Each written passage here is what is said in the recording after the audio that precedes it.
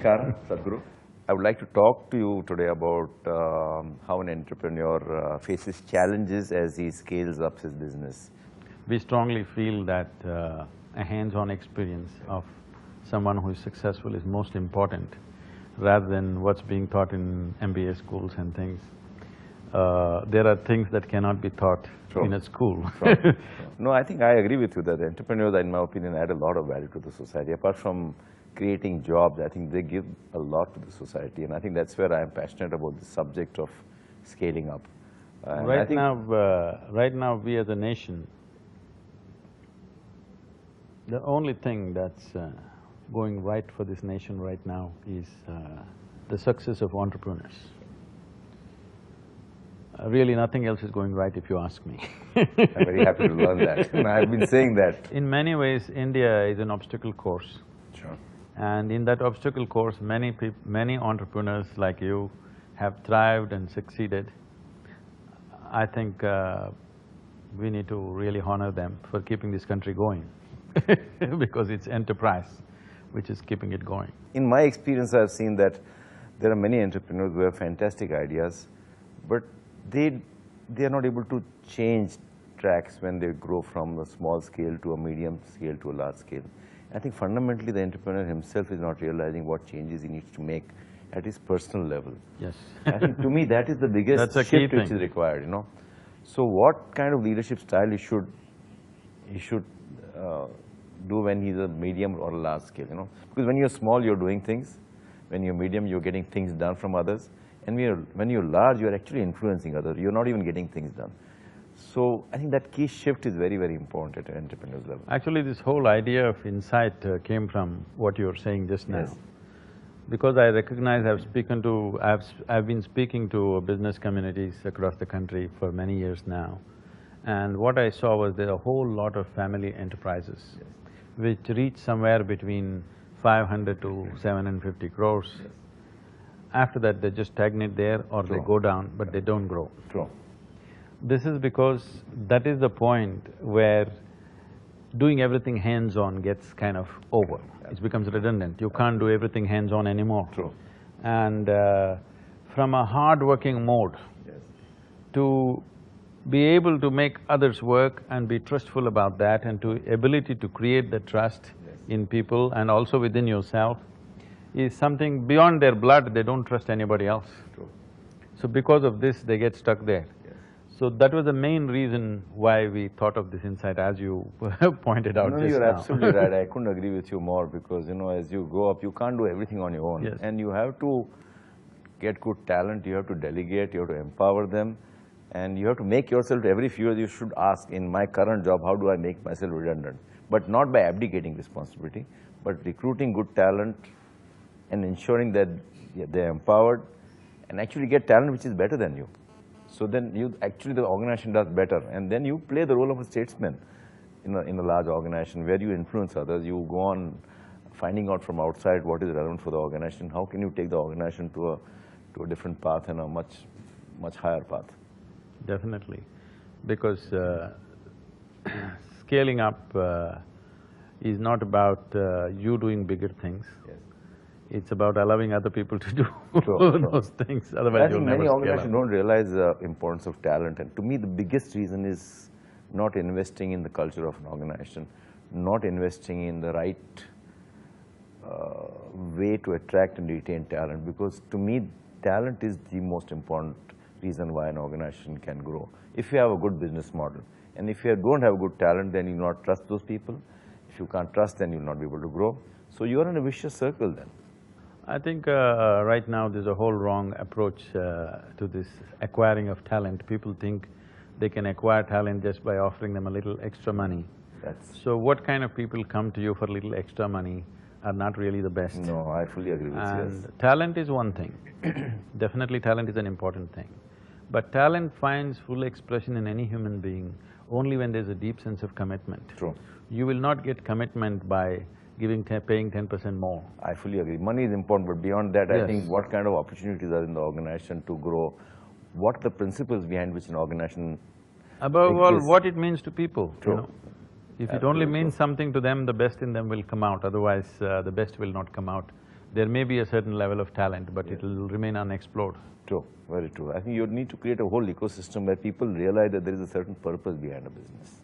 And that purpose is not necessarily for just shareholders, but towards the entire society, towards consumers, towards employees, as well as associates. So I think that purpose is very important. I think if everybody buys into that purpose. It's very uncanny that you're using that word. Just now we were discussing this with Rama. Okay. And she was talking about, is it the passion which drives? Yes. I said that there are three things which drive a business. It could be just lust for profit, Yes. or one's passion, Yeah. or the purpose. Yes. Your passion and your lust for profit may not be rooted in reality. True. But the purpose is always rooted in reality, True, absolutely which is most important. It's uncanny that you're using the same word now. No, because I always say, and I read a very good thing, the purpose of life is a life of purpose. So that's a very good statement, Aryan. I think really appealed to me. Where there is no purpose, Yes. naturally one's personal whims will drive True. things. And then it'll lead to profiteering or just looking at some shareholders, only a few stakeholders and not all the stakeholders. I think all stakeholders ultimately are interconnected, you know. If you do something for your shareholders and then the company does well, then you do something for the employees, society, your associates, everything is interconnected. You know, you can't just isolate one part of your one part of your stakeholder and just pay extra attention to that particular part. Important to see that commerce is here to service life of people. True. And commerce is not about using people's lives Yes. to service the commerce.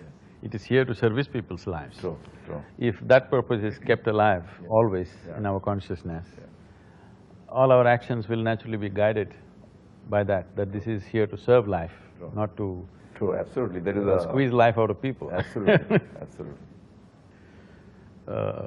But people are not, the general rush to scale up is also making people not being focused on a sustainable long-term goals for the business. Yes.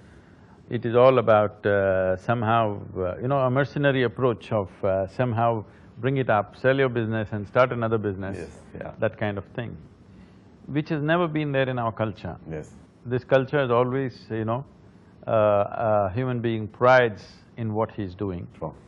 And you have to sustain it for your life and beyond. After you die also it must live. In a sustainable way, I fully agree with you, you know. That consciousness is going away. True. And people think you just build a business for 5 Make years, some money sell it and off, then, and do something else and something else. Huh. I'm not saying you should never get rid of your business. If you wish to, that is fine. But that should not be the objective. That means it doesn't mean enough for you. Yeah. When it doesn't mean enough for you, what you do will not be controlled True. as to what should happen and what should not happen. No, I think the business should actually, you should create mechanisms even if you're not there tomorrow. The business should be able to run on its own steam, independently. And in Indian society is very hierarchical, but I think that is going to change over a period of time. Today, most parents expect their children to enter the business and run the business, but if you look at the international experience and if you look at the overall competitive environment in other countries, which is going to happen in India, it's a matter of time. I think then what is good for business comes first, and I think many entrepreneurs don't realize that.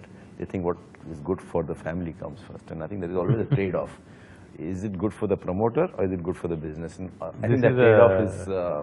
This is called a Dhritarashtra syndrome, the blind king. Yes. Since then, we have been suffering that on all levels. True. In the country. It's time we come out of that. I wanted to talk to you, I've just started a new initiative, which is my way of giving back something to the society from my personal side, is to actually help entrepreneurs scale up. And we are trying to create an ecosystem for entrepreneurs to scale up. We started about 1.5 years back, and today I have 300 entrepreneurs who are actually in this movement. Over a period of time, my dream is to have 10,000 entrepreneurs. And what we do is we select good quality entrepreneurs who are passionate to grow, who are willing to give some time commitment, and who are willing to give something back to the others.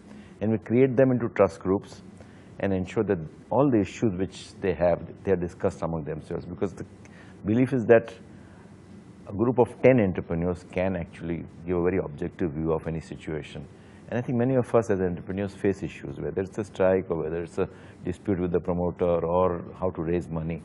So I think that movement is taking off well, and I need your blessings in this, and I am so happy that you believe that entrepreneurs are adding so much value to the society. I've been speaking about something like this for the last 10, 12 years to a few business groups. I've been telling them, instead of, people are always thinking of medium-scale businesses, always thinking of getting some big name onto their board. I've been talking to people in Tamil Nadu, various businesses. I say, instead of doing this, if you create a more trustful atmosphere among people who are doing business on your level, yes, and you bring in 5 people from the local business as your board, and you're also on their board, sure, you would function so much better yes, because than some high-funder consultant who comes from… time or commitment, and these guys will be hungry to actually give something Yes, back. and also you're also on their board, they're on your board. True. It could be an association of people. At some point, you become like a union. Yes.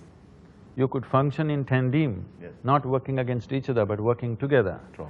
Because it is when in small societies, let's say in a city or in a local area, when businesses function, it's not just on the level of a particular product that they compete. Yes.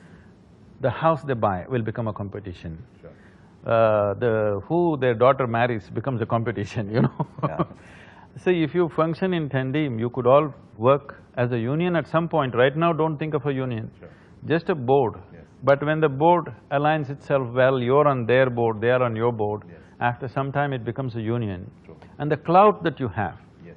see, whatever said and done, in any country, particularly in our country, to make a successful business, you need a certain clout Yes.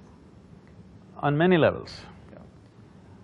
How much clout you have depends on, in many ways, on the size of the business. True. Suppose 10 businesses have come together, sharing their boards with each other, rather than looking at it suspiciously, Yes. then the volume of clout that you have together is phenomenal. Yes. That will add to everybody's growth. And most of the time, you're not doing the same product. No, I agree. So as long as you don't compete, you can have that degree of trust. Yes. And that's what we try to do also, And most of the time, they're not even in the same field, but still they're competitors for nothing. Yeah. But you're absolutely right, because that… I mean, apart from the fact that they're contributing, the satisfaction they're getting in terms of listening to others and what are the other situations where others are facing, and sometimes you get an insight for your own business. Okay, he's doing this, maybe I can apply that same thing to my business. I was telling they were saying, Sadhguru, how is this possible, it's like this. I said, this is a capitalistic cooperation. Yes. A cooperative movement on the entrepreneurs or capitalists become cooperative. Sure. That is the only way you can succeed, really. Yeah. You can exploit the opportunities that are available True. only if you pool the strength. True. And pooling the strength can happen. Usually what happens is, let us say you are a software company and all the software companies meet, there the pooling won't happen. Yeah. You'll always look at it suspiciously Within your because competition, you're yeah. going for the same market. But you're manufacturing a pump, he's manufacturing textile, somebody is doing something else. If you guys come together, True. there is a real possibility of a That's union and a exactly our partnership. model. I'm so happy to hear this from you. This is exactly our model, to put them into trust groups of 10 individuals, Yes. entrepreneurs who don't compete with each other, generate a high degree of trust, and then discuss mutual issues at a predetermined… every month for 3–4 hours they meet and they discuss some issues among themselves, and they get a lot of value addition. So our role is to actually play a facilitator role, to ensure that the groups are operating at a peak. And If some norms can be set in this, the reason why they don't come together is because first, second generations, usually second or third generations are operating the business. There's a feud yes, going to many years before. So there is a certain level of distrust. But if there is a fair and a balanced facilitator, sure. those disputes can be taken off because they don't mean anything to anybody, but they kept up. True. Because But I nobody think takes the step to dissolve Sadhguru, it. you raised a very important point. I think many entrepreneurs I've seen have not been able to scale business because they're not able to manage their Yes. others, especially other owners, whether it's your family members or other partners. I think that forms a very, very important part in the growth journey, because I've seen businesses getting destroyed because two brothers are fighting, or uncle and nephew are fighting, or father-son are fighting. And I think that Uncle ma'am, your fight is a traditional. Yes. But we seen two brothers fighting, and it can destroy a business. And I think it's very important that sometimes it may take a little longer time to resolve those issues. But I strongly feel that any entrepreneur has to address this very, very See, proactively. as we have grown, we should also mature to live with issues. Yes. Don't think that all issues will be resolved. Yes. Some issues won't be resolved, so Yeah, what? but it should not impact the business. Yes. That's the only What thing. we are doing today must still happen, Yes. irrespective of what is resolved and what's not resolved. True. Whether it is a business or a marriage or whatever, there are many issues not resolved. That's true. As long as it is there at up to a certain level, but What if it is not resolved? You learn to live with a few problems that you have. Yeah. If you're doing many things, there'll be a few problems, If you don't want to have any problems, you shouldn't be doing anything worthwhile. No, I agree. The modern businesses are clearly neglecting is, whatever teams we talk about, whatever qualifications and talents we talk about, still it takes the individual person Yes. at the top and at many levels Yes. who actually drives the system. Sure. The modern societies have not focused on the significance of the individual. Yes. Because somewhere we thought the feudalistic societies where the individual was very important, we want to obliterate that. Yes, that kind of hierarchical significance we have to obliterate. Yes. But without an individual really firing up, Yes. nothing is going to fire up anyway. True. So when people fire up, one thing that happens to them is they become clearly imbalanced and biased in many ways. To first of all focus on generating a human being who's equanimous, balanced in his approach, before he fires up, is most important. I would feel, and right now we are trying to work with people that a whole lot of internal development for somebody who wants to become a business leader. Yes. This has to be brought into everybody's life. Sure. Traditionally, there were certain types of methods. No business person would step out without doing some puja, doing this, some ritual, whatever. Maybe those things are not relevant for a lot of people today. Sure. Yeah. They need more scientifically, logically correct means. Yes. Those old systems have worked, there's nothing wrong with them, but they have too many frills that people may not be able to wear today. Sure. They want something more scientific. But without focusing on the inner development of a human being, just developing a business or whatever you manage for that matter, once you get to a position where every thought that you generate, every emotion that you generate, every action that you perform is going to impact millions of people, then the first and foremost thing is you must work upon yourself. Sure. I keep telling people, if you think your work is important, the first thing that you need to do is work upon yourself. Yes. Don't worry about the work. You work upon yourself because you cannot do anything that is beyond you. True. You will only do what you are. So who you are must be worked at constantly. I think this dimension is hugely missing, Yes. that successful people are breaking up. Yes. This is a very, very wrong message that we're sending out to the world, that success is suffering. If you continue to spread this message, the next generation will not seek success. True. If any society develops an allergy towards success, that is a down-the-drain society, for sure. Very, very, very true. This has been clearly demonstrated in certain societies at certain times. This is a danger that we are facing right now, that you will see today, I'm mingling and meeting with lots of people which are hugely successful. At least 80% of them, I would say, are totally joyless people. It doesn't matter what they say, their only joy is they have overtaken others, but there is no other joy in them. True. If they carry miserable faces and they are successful, over a period of time the message is clear, success is misery. No, success is the sweetest thing in human life, isn't it? If that doesn't show up… But Sadhguru, there is a saying that success is more difficult to handle than failure. And what would be your thoughts on that?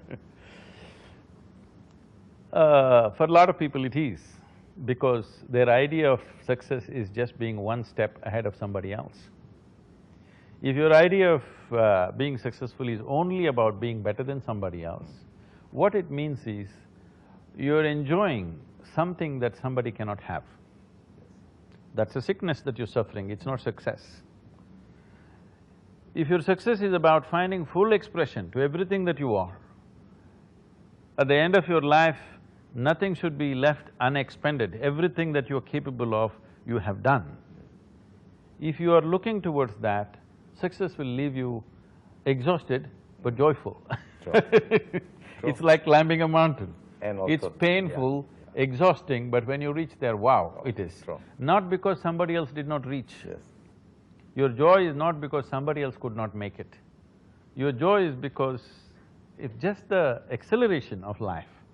So that is what success should be, the acceleration of life, not that you are sitting on top of somebody's head. Yes. So this question of being whether you're number one or number two should be taken out from our minds, right from our school time. From our kindergarten, it must be removed. Yes. In our schools, we have removed this complete Very ranking and grading process that every child should feel successful. Yes. Because the thing is to make sure that he's doing his 100% in everything that he's doing. The thing is not about are you better than somebody or are you less than somebody. No human being can be better than somebody or less than somebody because every human being is a unique possibility. Sure. Whether you find expression to this unique possibility or not, that is what makes life wonderful and colorful for everybody around us. Sure. If all of us were same, what is the point one of us would do? Why should two of us exist? Yes. Isn't it? Sadhguruji, what is your advice to parents? Because I find that today's parents are very ambitious and they put that kind of pressure on children in terms of… I think they're not ambitious enough. Their ambition is just about making a few millions more than themselves for their children. I think it's a very silly ambition. Your children should do what you could not dream of, isn't it? I feel the parents are not ambitious, they're constipated in their ambitions. Okay. They just want little more. Their whole ambition is to be little better than their neighbor. Suppose your neighbor is lame, your thing is to walk one step ahead of him. It's a lame ambition, I'm saying. Let not your ambitions be limited like this. Let your dreams be about… let your children do something that you could not dream of. If you have achieved a certain level of success, one thing you have done is, you have taken care of bread for your children. So let them live a life where they don't have to think about their bread. True. That is, they don't live for their survival. Correct. They live to create something that is wonderful for everybody, for himself and for everybody else. So, I think the problem is not of excessive ambition, the problem is of constipated ambition. It's very well put. We are very sure that your contribution at Insight for the many entrepreneurs who are coming there, particularly SMEs, will be invaluable, and I'm sure everybody will cherish that moment of your sharing. Sadhguru, thank you for providing me the opportunity to interact with not only the entrepreneurs but with you, Professor Ramcharan, and many other dignitaries who are going to be there, and I sincerely look forward and I'm thankful to you for making this happen for me. Thank you. Namaste.